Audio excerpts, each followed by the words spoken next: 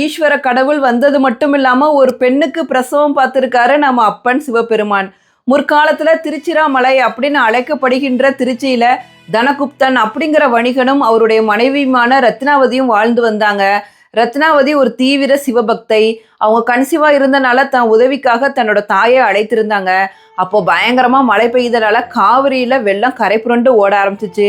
இதனால காவிரி கரையை கடந்து அவங்க அம்மானால வர முடியல. ரத்னாவதிக்கு டெலிவரி டேட் நெருங்கிக்கிட்டே இருந்துச்சு. தன்னோட அம்மா வராததை நினைச்சு ரொம்ப கவலைப்பட ஆரம்பிச்சாங்க.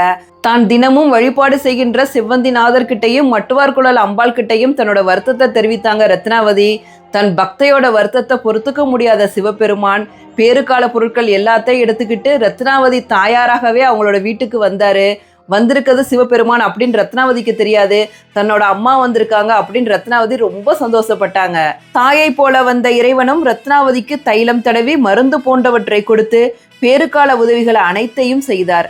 ஒரு நாள் ரத்னாவதிக்கு பிரசவ வலி ஏற்பட்டுச்சு. அவள் அழகிய ஆண் குழந்தையை பெற்றெடுத்தாள். தாயுமான சிவபெருமான் ரத்னாவதிக்கும் அவள் பெற்ற குழந்தைக்கும் வேண்டிய பணிவிடைகளை தாயாகவும் தாதியாகவும் இருந்து செய்து வந்தார். குழந்தையை தினமும் குளிப்பாட்டி தொட்டிலில் இட்டு கண்ணும் கருத்துமாக காத்து வந்தார். குழந்தை பிறந்து 7 நாட்கள் கடந்துடுச்சு. அப்போது இயற்கையோட சூழலும் மாறிடுச்சு. புயல் மழை நின்று ஆற்றில் வெள்ளப்பெருக்கும் குறைந்து விட்டது. இதனால ரத்னாவதியோட உண்மையான தாயார் அவளது வீட்டுக்கு வந்து சேர்ந்தார். ஏற்கனவே வீட்டில் அம்மா இருக்காங்களே, இவங்க யாரும் புதுசாக வந்திருக்காங்க அப்படின்னு அவங்கள பார்த்து குழப்பத்தில் இருந்தார் ரத்னாவதி. எல்லாருக்குமே ஒரே ஆச்சரியமா இருந்தது. அப்போ தாயுமாக வந்த சிவபெருமான் ரிஷப வாகனத்தில் எல்லாருக்கும் காட்சி கொடுத்து மறைஞ்சிட்டாரு.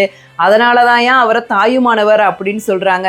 தன் பக்தைக்காக தாயுமாக வந்து பிரசவம் பார்த்தவர் தான் சிவபெருமான். நம் பக்தர்களுக்கு ஒரு குறைனா தந்தை மட்டும் இல்லாம தாயுமாக வந்து அருள் புரிவாரையா. அதுதான் திருச்சி மலைக்கோட்டையில இருக்க தாயுமானவர் சுவாமி திருக்கோவில். தாயும் அவரே தந்தையும் அவரே அன்பே சிவம். இந்த வீடியோவை கட்டாயம் மற்றவங்களுக்கு ஷேர் பண்ணுங்க. சிவபெருமானோட அருளை எல்லாரும் தெரிஞ்சுக்கணும். நம்ம பேஜை மறக்காம ஃபாலோ பண்ணுங்க.